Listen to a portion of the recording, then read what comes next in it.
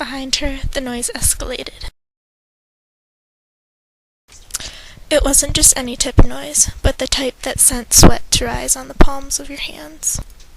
Chills shot up the middle of her back, spreading like wildfire through every tiny nerve. Mirrors shattered as she ran past them in the dark hallway, it only being lit by weak torchlight.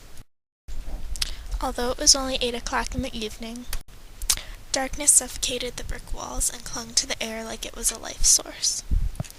The clock tower chimed 8:15, becoming louder and heavier with each time it echoed in her head.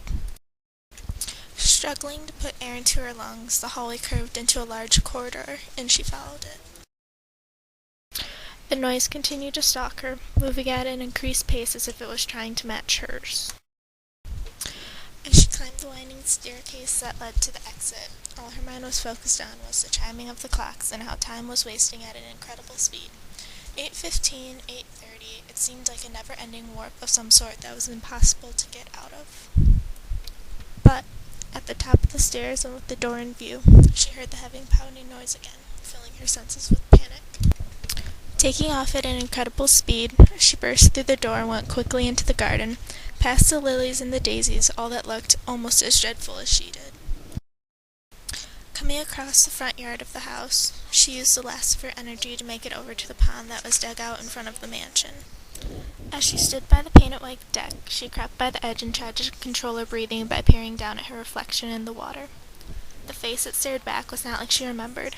Dirty, exhausted, old, it looked like the face of a monster. The pounding escalated again, bringing her away from her appearance and back to the fright that had captivated her for so long. Turning, she prepared herself to face the evil thing that was behind it all. And placing her hand on her chest, she was met with a thrilling underneath her fingertips, the noise that had fueled her fear. Taking a deep, relieving breath, she turned back to the water.